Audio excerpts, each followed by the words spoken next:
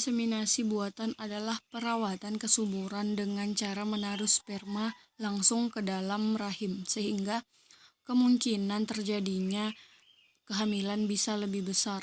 Nah, prosedur yang juga disebut intrauterine insemination ini bertujuan untuk meningkatkan jumlah sperma yang bisa mencapai tuba Fallopi, di mana tempat sel telur berada.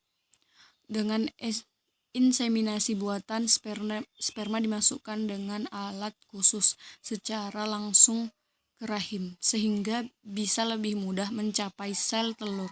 Nah, inilah yang membuat kehamilan lebih mungkin terjadi. Meski begitu, tingkat keberhasilan dari inseminasi buatan tidak bisa ditentukan secara merata untuk seluruh wanita.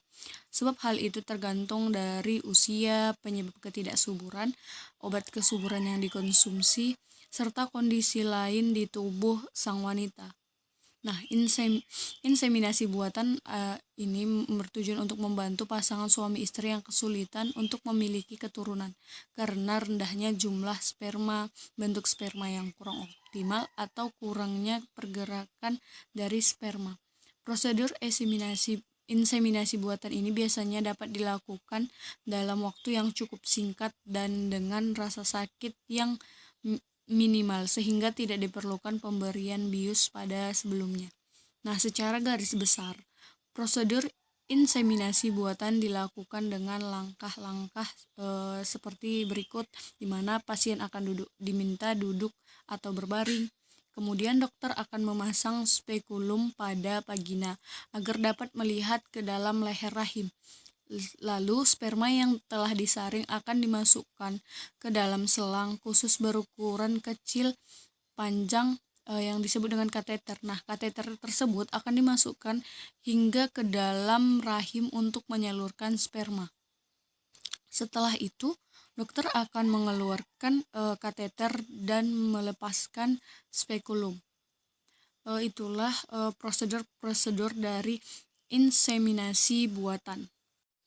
Selanjutnya saya akan membahas tentang fertilisasi in vitro adalah salah satu prosedur medis yang digunakan untuk membantu dalam mengatasi masalah ketidaksuburan.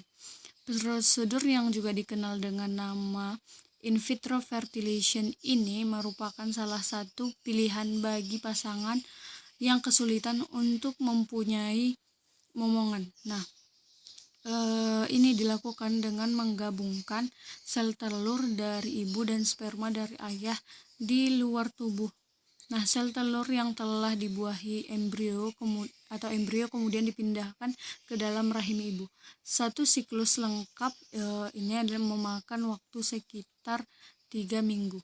Terkadang tahapan dapat dibagi dalam beberapa bagian dan memakan waktu yang lebih lama lagi.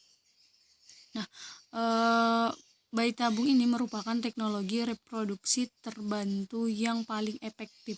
Akan tetapi, prosedur ini cenderung mahal, invasif, dan juga membutuhkan waktu yang sangat lama.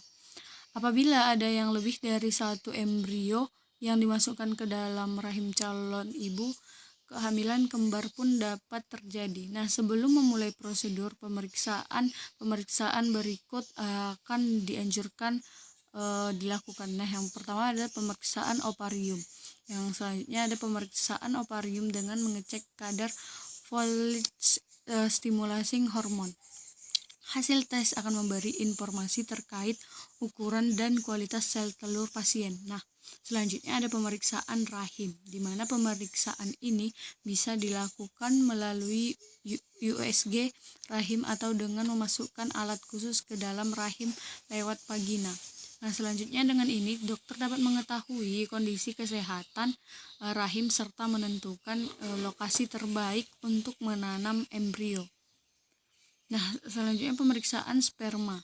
Tidak hanya pada wanita, pria juga perlu melakukan pemeriksaan sperma, di mana sampel air mani akan diambil, lalu jumlah, ukuran, dan bentuk dari sperma itu akan diperiksa. Apabila kondisi sperma lemah atau rusak, prosedur tambahan intracytoplasmic cytoplasmic sperm injection akan dilakukan, di mana tindakan medis ini melibatkan penyuntikan sperma secara langsung ke sel telur. Bagaimana prosedur bayi tabung itu dilakukan? Nah, beberapa tahap yang akan dilalui dalam prosedur bayi tabung adalah sebagai berikut, di mana pertama stimulasi. Umumnya wanita hanya dapat memproduksi satu sel telur dalam satu siklus menstruasi, tetapi saat menjalani prosedur bayi tabung, pasien akan diberi obat untuk mendorong produksi sel telurnya, di mana selama pemberian obat tersebut dokter akan melakukan pemeriksaan darah dan USG guna memantau produksi sel telur. Pengambilan sel telur, prosedur yang juga dikenal dengan nama aspirasi folikel ini didahului dengan tindakan anestesi atau pembiusan, di mana dokter menggunakan USG untuk memandu masuknya jarum suntik ke dalam vagina, ovarium hingga menuju folikel. Jarum kemudian mengambil sel telur di dalam folikel. Nah, misalnya pembuahan sel telur sampel air mani dari pasangan akan diambil, lalu sperma di dalam akan dicampur dengan sel telur dalam cawan Petri. Proses pembuahan sel telur oleh sperma ini akan menghasilkan embrio.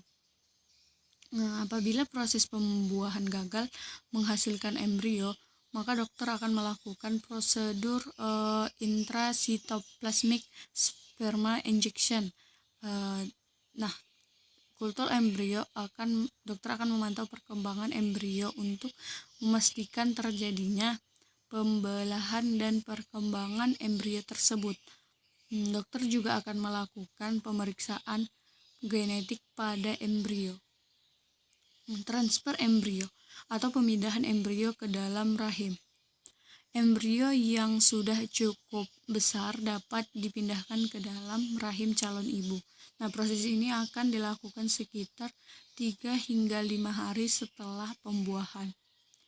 Saat pemindahan embrio dalam proses bayi tabung ini, dokter akan memasukkan tabung tipis atau kateter ke dalam vagina, melewati serviks hingga ke dalam rahim. Dokter kemudian memasukkan embrio ke dalam rahim pasien. Biasanya dokter akan memasukkan lebih dari satu embrio ke dalam rahim. Karena itu dokter perlu mendiskusikan dengan pasangan mengenai jumlah embrio ini.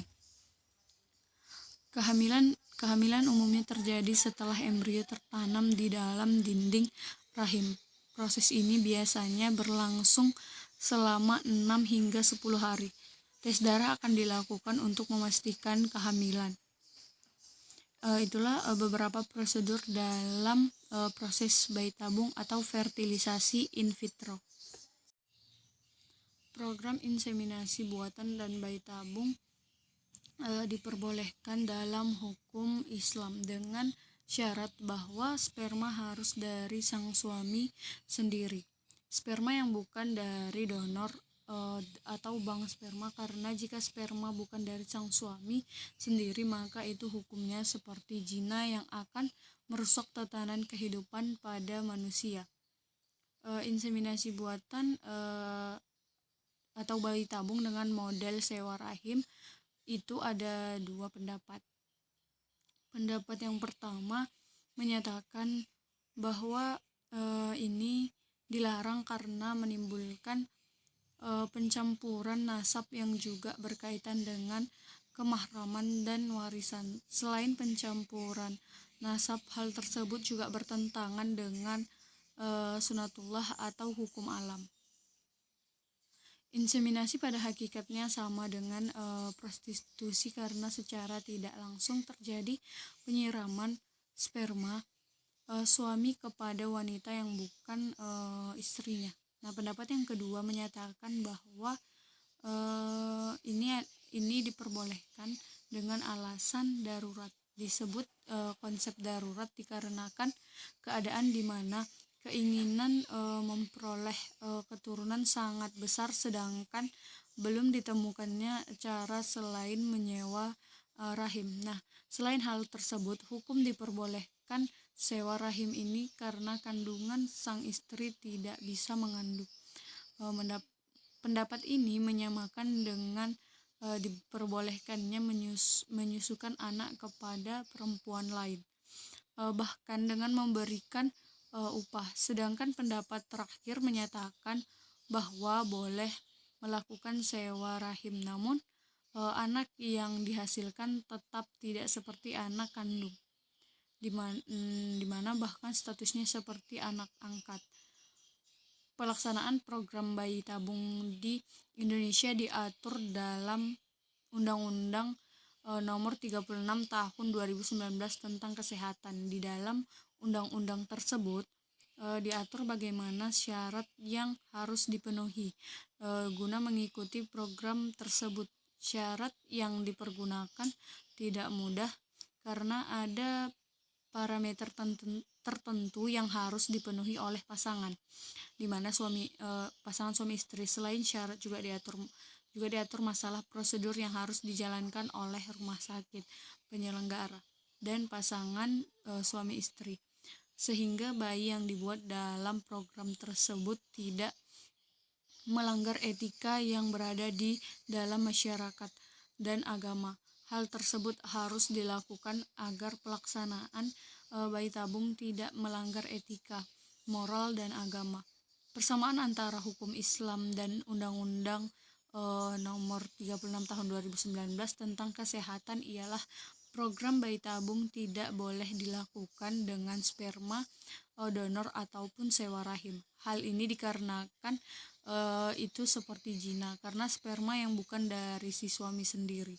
Nah, perbedaan antara hukum Islam dengan Undang-Undang Nomor 36 Tahun 2019 tentang Kesehatan ialah di dalam hukum Islam dijelaskan diperbolehkannya bayi tabung dikarenakan sang istri belum bisa mengandung anak. Sedangkan di dalam Undang-Undang Nomor 36 Tahun 2019 tentang Kesehatan dijelaskan bahwa dilakukannya program bayi tabung dikarenakan sang istri terganggu kesuburannya karena beberapa faktor seperti istri mengalami kerusakan kedua saluran telur, lendir leher rahim istri yang tidak normal, adanya gangguan kekebalan di dalam zat anti terhadap sperma di dalam tubuh wanita, tidak hamil juga setelah dilakukan bedah saluran telur, tidak hamil juga setelah dilakukannya pengobatan